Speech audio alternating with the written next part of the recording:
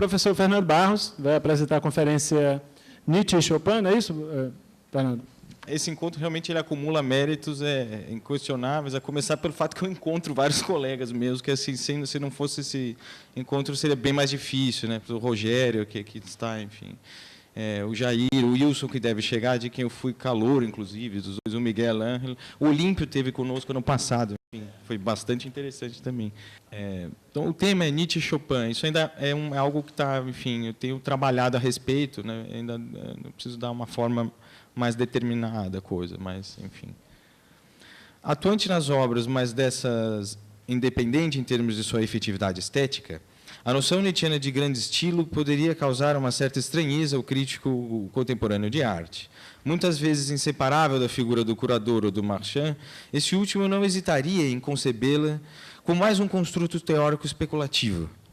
Pois, ainda que lançasse mão de tal ideia com vistas, digamos, à legitimação de alguma tratativa comercial, não deixaria de irmaná-la, ao fim e ao cabo, a longa teia de conceitos abstratos de que nos fala a maioria dos estetas tradicionais.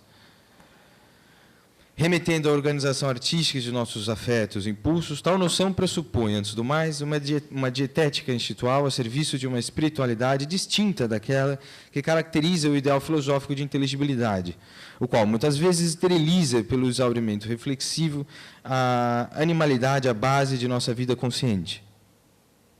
Reflexo ampliado de um processo de conformação da energia pulsional, a noção em questão, de grande estilo, também não se confunde com um talento ou dom natural, cujo inatismo supõe uma genialidade que o termo não comporta. Fruto de um esforço de autoapropriação e distinção de si, a expressão designaria, grande estilo, uma instância especial de cultivo. Daí a lapidar definição, eu cito, a grandeza de um artista não se mede segundo os belos sentimentos que ele desperta, senão que conforme o grau em que ele se aproxima do grande estilo, em que é capaz do grande estilo, assenhorar-se do caos que se é, forçar o seu caos a se tornar forma, tornar-se necessidade na forma. Eis aqui a grande ambição. Fim de citação. O fato, porém, de o grande estilo não se deixar enfeixar apenas nas obras de arte, tampouco se entronizar numa tendência artística específica, atinente a períodos e países determinados, não o torna, por assim dizer, uma destreza sem época. Se não está sujeita à caducidade dos modismos, nem por isso pretende valer como núcleo permanente da criatividade autêntica.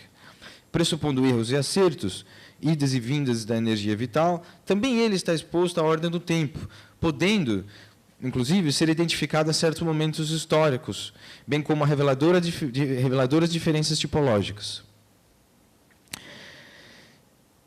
Por conta do teor assintosamente musical das análises de Nietzsche a esse respeito, assim como em função de sua indisfarçável preferência pela articulação clara do repertório dos sons, cedendo o primeiro plano à perfilação melódica das vozes, em detrimento do amalgamento assimétrico que caracteriza a moderna dimensão harmônica, acreditamos que, em sua obra, a noção de grande estilo deixa-se condensar exemplarmente em um artista, a saber, Frédéric Chopin. A propósito, Nietzsche escreve, eu cito, o mais elevado sentido formal, o desenvolvimento coerente do mais complicado a partir da mais simples forma básica, eis o que eu encontro em Chopin. Fim de citação. Rafael, da música, Chopin teria conseguido lograr uma paleta sonora a um tempo, uma paleta sonora de tons a um tempo fortes e equilibrados, com colorido crepuscular, mas também luminoso. Isso não através da suspensão das mais poderosas paixões, e tampouco mediante o arroubo incontido de certos impulsos, senão que concedendo liberdade às próprias traduções rítmicas e melódicas, desobrigando os métodos de estruturação de suas habituais aplicações. Ou, como diz Nietzsche, eu cito Humano demasiado humano, 2, né? Enfim, ou, como diz Nietzsche, brincando e dançando com essas correntes tradicionais, mas sem ridicularizá-las. Tomando essa referência como ideia indutora, nosso intuito aqui, porém, não é apenas o de elucidar tal predileção estilística, senão que, por meio dela, tentar lançar uma luz diferenciada sobre duas ideias centrais, em rigor complementares na obra de Nietzsche, a dissimulação e o perspectivismo. Para tornar isso plausível, tensionamos empreender, num primeiro momento, uma caracterização geral do horizonte hermenêutico com que surge a noção de grande estilo, para então, num segundo passo, ilustrar o conceito musical de dissimulação a partir de uma obra específica do compositor polonês. Por fim, à luz de uma breve comparação paradigmática entre grande estilo e grande saúde, tensionamos indicar que também aqui no âmbito da estética musical é a vivência que termina por fornecer as principais regras de inferência. Se lá, na esfera do conhecimento, o materialismo vulgar já não dava conta, segundo o ponto de vista nietzschiano, da complexa rede infraconsciente de impulsos e complexos de impulsos que comandam o pensar, também não haveria razões, no entender do filósofo alemão, para se contentar somente com o formalismo musical stricto sensu, tornando-se imperioso, sobretudo em assuntos auditivos, seguir a máxima conforme a qual, segundo o autor do Et Homo, não se tem ouvido para aquilo que não se tem acesso a partir da experiência. Bom, eu vou pular um grande trecho, que eu comentaria trechos de uma resenha do Robert Schumann, numa revista chamada Zeitschrift für Musik, que ele mesmo editava. É interessante, sobretudo para quem estuda música ou estética musical, mas efetivamente, por causa do tempo, não vem ao caso, né? Enfim, quem tiver interesse, enfim. Difícil é, todavia, evitar as correspondências unilaterais. Numa cultura embalada por doutrinas confinantes e dualistas, Nietzsche e Chopin, de certo, surgem como desafios, obrigando-nos a redimensionar o modo como concebemos algumas dicotomias que cruzam o discurso sobre a sensibilidade artística, induzem-nos a pensar na figura de um transgressor cioso dos cânones da tecnicidade, qual um deformador coerente, para trazer à baila aqui a afortunada expressão de Gerard Lebrun. É claro que o músico é, antes de tudo, um ser entusiasmado, ou, como dirá Peter Gast em seu artigo Filisteu Musical, eu cito, para nós, o músico é um ser que, como a Pitcher, fala com a boca enfurecida, acha-se a serviço de Dioniso. Seu poder é seu entusiasmo arrebatador. Fim de citação. Ora, mas a Pitcher era precisamente a sacerdotisa do templo de Apolo, de sorte que, se delira, o músico em questão o faz com os pés no chão. É certo ainda que, sem a presença intensiva da sexualidade, a arte mesma sequer existiria. Sem uma certa superexcitação do sistema sexual, escreve Nietzsche, não se pode imaginar um Rafael. Fazer música é também uma maneira de fazer filhos. Fim de citação. Mas conceber o artista apenas como um desgarrado fauno orgíaco é ignorar que o tipo e o grau da sexualidade de um homem, como se lê em Para Além de Bem e Mal, eu cito, atinge os cumes mais altos do espírito. Ora, fim de citação, que foi justamente por falta desse tipo de tacteio que se mal entendeu as obras de Nietzsche e de Chopin, já à sua época, prova o comentário do epistolar do próprio Peter Gast, eu cito, a Lu von Salomé, né, para falar a seu respeito, é a mais fina ensaísta sobre Nietzsche. Mas nada me horroriza mais do que o Nietzsche por ela descrito. A semelhança do Chopin, que mediante as descrições de Sand e Liszt, provavelmente vive de modo completamente desfigurado em nossa imaginação. Ocorre-me agora que um polonês escreveu um livro intitulado Friedrich Nietzsche e Frédéric Chopin, com um nome impronunciável e imperceptível. Esse é o original da carta, né? É o início do nome. Depois eu vou tentar falar sobre o nome do autor, é dificílimo mesmo. De acordo com a apresentação que li do livro dessa biografia, né, diz o Peter Gast, estou citando ainda a carta, né, esse polonês vê Nietzsche, no âmbito do pensamento e da linguagem, como uma espécie de Chopin, compositor de noturnos. E Lu, a Salomé, é culpada por esse equívoco. Fim de citação, fim da carta. Passando ao largo das deturpações feitas, respectivamente, pelos dois grandes amores de Nietzsche e Chopin, que é a Sand e a Lu Salomé, né, bem como do sortilégio do feminino em suas vidas, embora a inabilidade do filósofo alemão nessa área fosse bem maior do que a do músico polonês, resta que ambos tinham atração por mulheres mais velhas, em geral casadas. Vale notar a referência bibliográfica mencionada por Peter Gast, o mesmo dizer, o conhecido ensaio de Stanisław Przybyszewski, nossa, eu consegui falar, é difícil, né? Intitulado Sobre a Psicologia do Indivíduo, Chopin e Nietzsche. É um clássico isso, esse livro. Enfim, né? Vale notar essa referência do Peter Gast, né? Ainda que involuntariamente, a visão por ele criada pelo Stanislaw Woff, né, como se diz,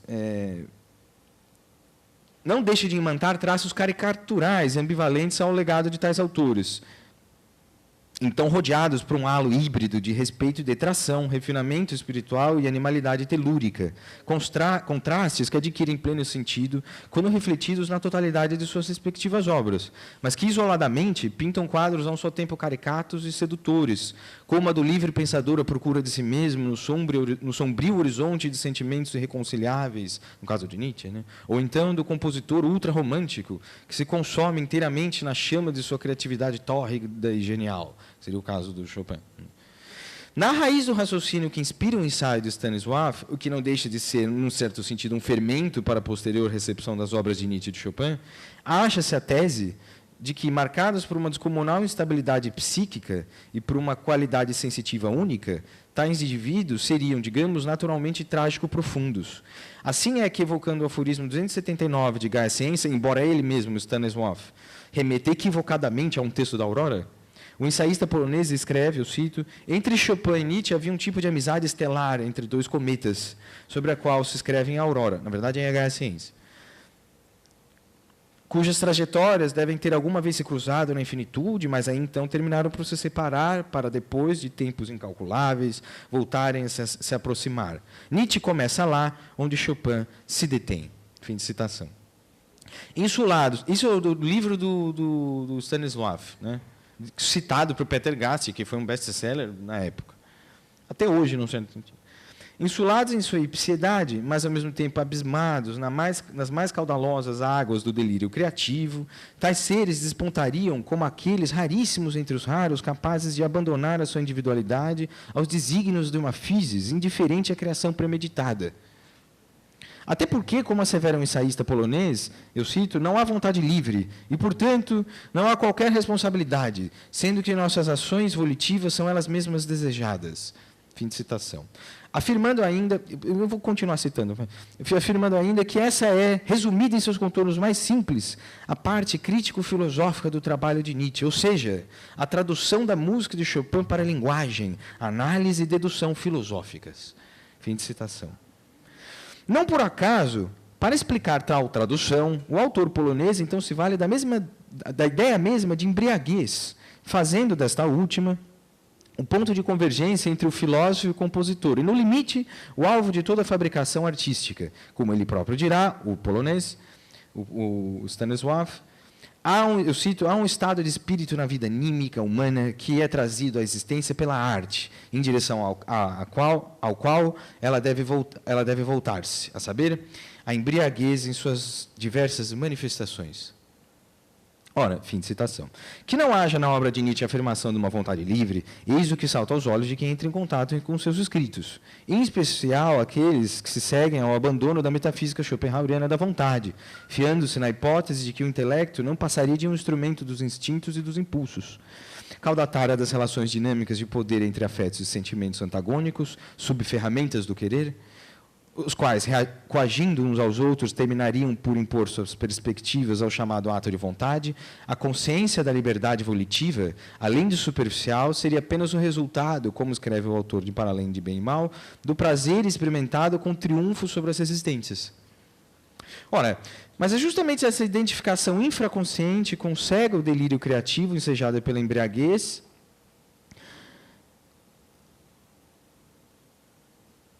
que não é promovido, haja vista que essa identificação simpática, haja vista que, ao fazer do artista um vetor de uma imanência que só vem a ser na medida em que o anula em termos de sua efetividade subjetiva, soterra sua individualidade, destituindo-a de responsabilidade artística. Se a multiplicidade instável de forças que condiciona a subjetividade humana não permite inferir sequer uma unidade sintética do eu, se, enfim, como nos diz Nietzsche, eu cito, o ego é uma pluralidade de forças de espécie pessoal, das quais ora essa, ora aquela estariam em primeiro plano, nem por isso o artista tem de renunciar à fabulação regulativa e ficticiamente heurística de um sujeito da criação. Sobretudo porque, para Nietzsche, o estilo surge justamente como um meio de autodescrição, de comunicação de estados internos de tensão. Eu cito, passagem do Atiomo, célebre, comunicar a um estado uma tensão interna de patos por meio de signos, eis o sentido de todo o estilo. Fim de citação. Se a ideia de responsabilidade é tributária do lento e penoso processo de interiorização do animal-homem, nem por isso a autoria artística precisa ser vista como uma tentativa de justificar descargas internalizadas e narcotizantes de afetos, mas como conquista pessoal no interior do vir a ser, de uma boa vontade de aparência, única capaz de tornar a existência suportável. Estou parafraseando o aforismo 107 da Gaia Ciência. Vou pular trechos por causa do tempo. A bem dizer, quando conduzida até a sua elipse, a fabulação, no sentido da capacidade de conquistar-se, criar-se criativamente no seio do vir a ser, seria uma atividade íncita ao próprio âmbito orgânico, o qual, de resto, consistiria no produto de um processo de interpretação mais largo, apto a engendrar, como que num movimento crescente de especificidades, novas injunções interpretativas. Daí a afirmação de que, eu cito, a capacidade de criar, dar forma, fantasiar, inventar, constitui sua capacidade fundamental do orgânico, né? Da dimensão que designa o orgânico. Fim de citação. Também no nível da sensorialidade, essa atividade fundamental se dá a conhecer à medida que o nosso aparato perceptivo é desafiado a desempenhar seu papel projetivo e delimitador. Assim como o nosso olho não se limitaria a refletir diafanamente, qual um espelho da natureza, aquilo que o estímulo retínico suscita, a membrana timpânica tampouco se contentaria em captar passivamente os sons formados pela vibração do ar, senão que, limitada ao grau humano de percepção sonora, isto é, a grandeza intensiva que não lhe é dado ultrapassar, associaria então os golpes que lhe fazem vibrar, transpondo e traduzindo centrífuga e inventivamente aquilo que lhe estimula. Daí o nosso universo sonoro ser, antes de mais nada, um universo sonoro humano, estando antecipadamente fora de questão uma escuta objetiva, ou, para lembrar um lapidar fragmento de juventude de Nietzsche, eu cito agora, ouvimos o som apenas em nós. Supor a partir daí que exista um mundo exterior implica já outro passo. Fim de citação. Algo análogo ocorreria com a esfera que designa a sucessão sonora. O ser humano, lê-se ainda a respeito num fragmento de 83, é uma criatura formadora de ritmos. Ele introduz todos os acontecimentos em tais ritmos. Nesse sentido, fim de citação, nesse sentido, supor uma concatenação sonora pura, livre de graus de intensidade e sem prévia decomposição rítmica, equivaleria, no limite, a um nada perceptivo, a denegação da efetividade auditiva, evocando, de resto, para lembrar a célebre passagem de Gaia Ciência 3.4.4, um princípio destrutivo, hostil à vida. Os holofotes nietzschianos tendem a recair, em geral, não sobre a obra de arte propriamente dita, senão que sobre os seus bastidores mais recuados, colocando em foco, digamos, não a tinta sobre o papel, mas, como dirá o próprio filósofo, eu cito, o som, a força, a modulação, o tempo com os quais uma sequência de palavras é dita. Enfim, a música por detrás das palavras, a afetividade por detrás dessa música, a pessoa por detrás de tal afetividade. Tudo aquilo que, portanto, não pode ser escrito.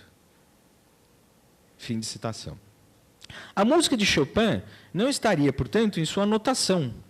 O estabelecimento de um sistema notacional depende, em rigor, da segregação interna de seus sinais, dispostos em conjuntos bem diferenciados e discerníveis entre si, motivo pelo qual a multiplicidade de instâncias afetivas que compõe a pessoa por trás da partitura não se deixaria enfeixar em seu perpétuo interpretar por diferenciações semânticas pré-fixadas. Então, portanto, também em música termina-se por perder, entre aspas, em objetividade, quando se considera uma nota apenas como uma nota, passando ao largo do fato de que o objeto textual, a partitura, é sempre recriada ao ser interpretada.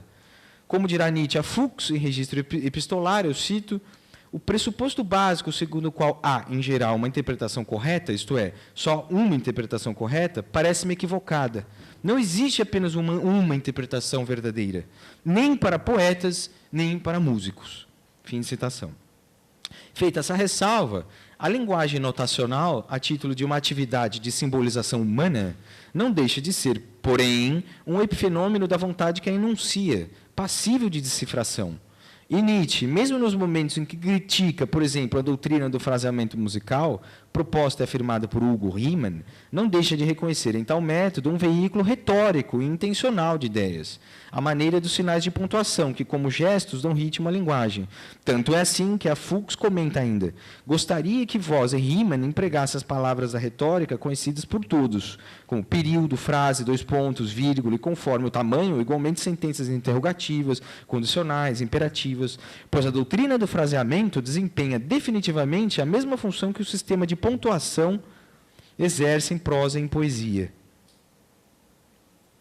Eu vou pular mais um trecho. Enfim. A partitura musical, também ela prende tais movimentos, revela-se um documento vivo, fonte privilegiada de informações.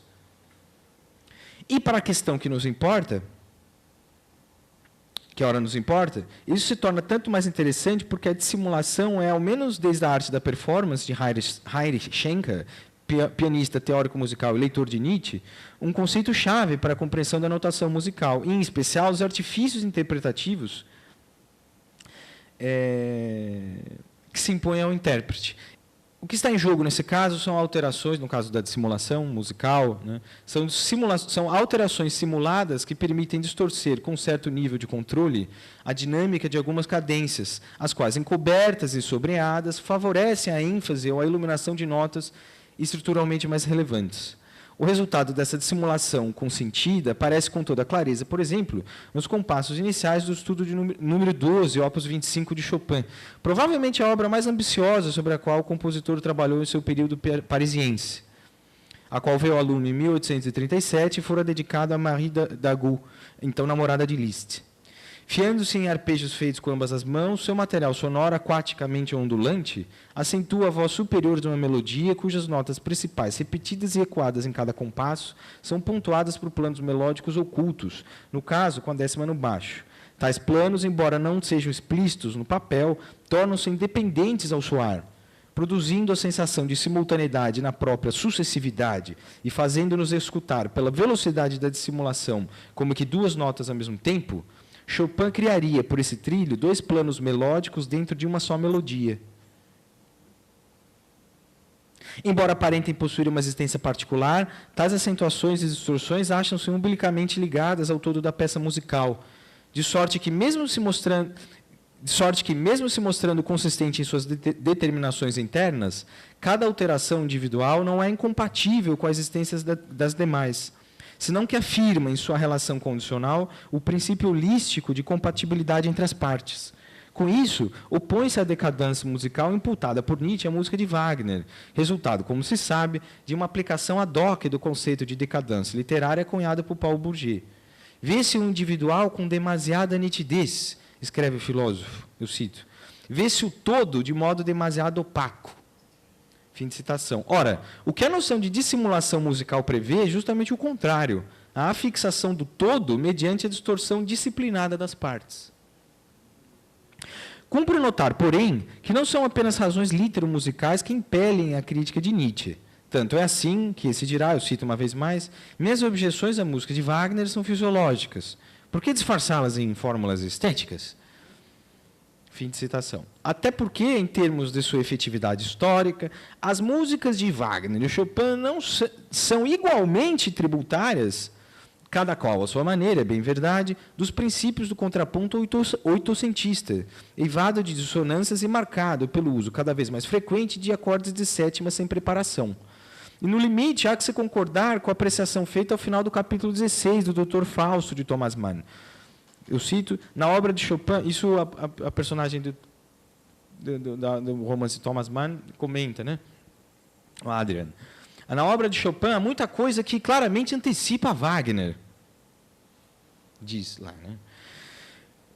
Mas, sob a ótica nietzschiana, fim de citação, haveria que se concordar tanto mais com a continuação do comentário da personagem central de Thomas Mann, a qual diz que Chopin, eu cito, supera em matéria de desesperada suavidade e maviosa todas as orgias de Tristão e o faz numa intimidade pianística, sem aquela atmosfera de tourada, peculiar de um misticismo teatral robusto em plena perversidade. Fim de citação. Ocorre que a fluidez da música de Chopin não visa o convencimento, no sentido único e exclusivamente expressivo, e tanto menos ao exibicionismo íncito às apresentações musicais maquinais.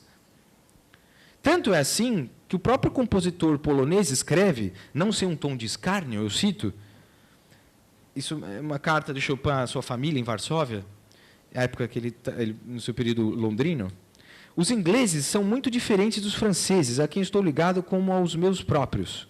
Eles avaliam tudo em libras esterlinas e não têm o respeito pela arte senão como um luxo.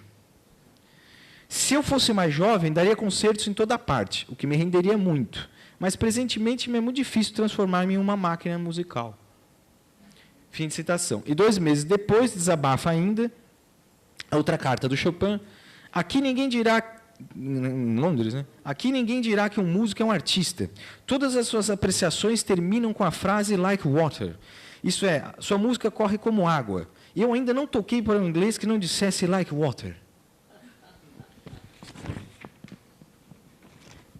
A Nietzsche, a música está encerrando.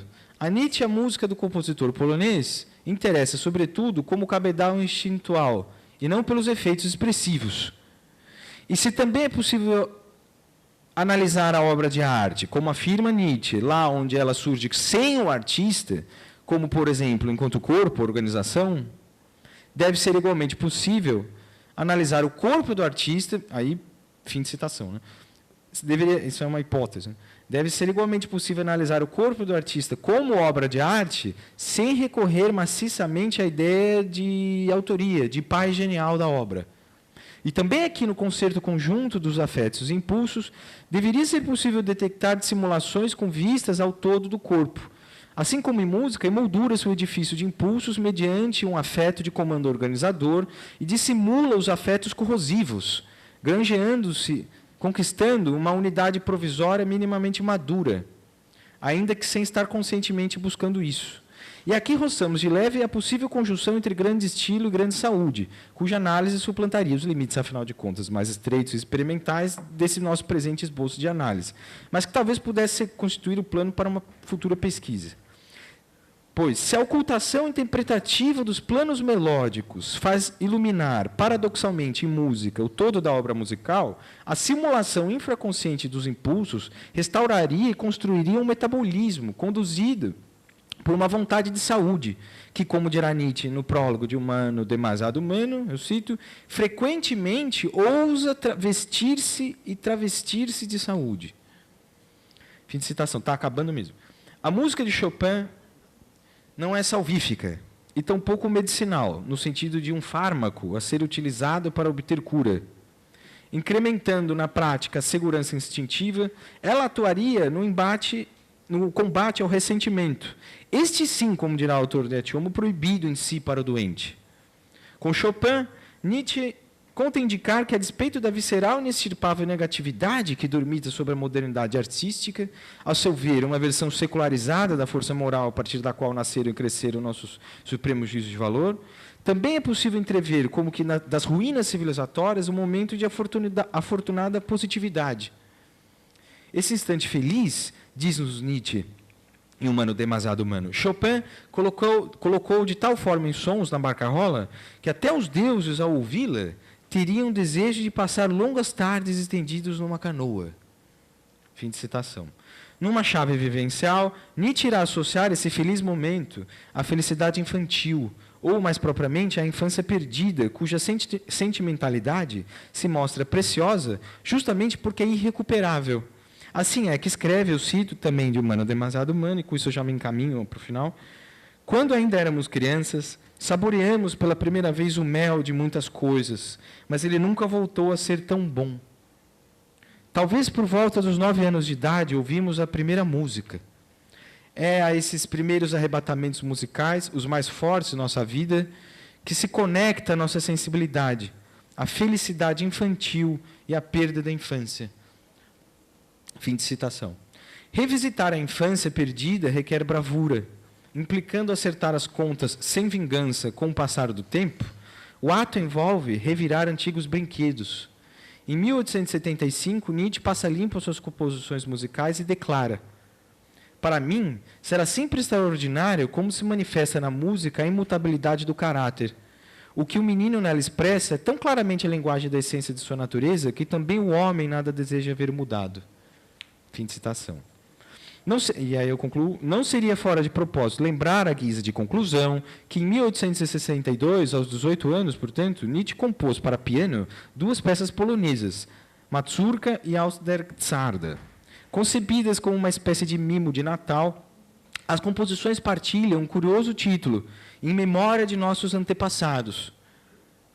Assim, muito antes de afirmar, no período de maturidade, que seus antepassados eram nobres poloneses, afirmação de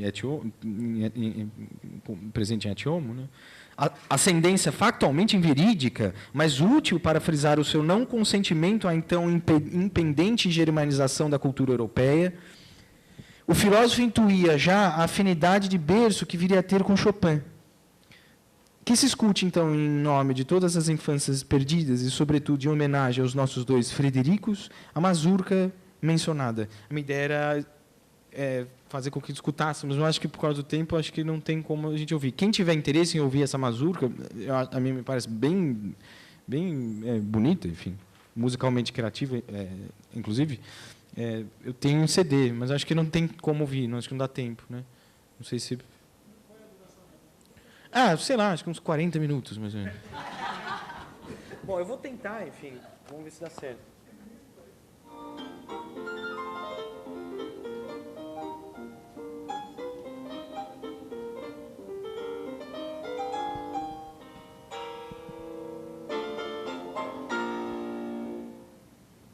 Esse era o Nietzsche tentando ser polonês aos 18 anos.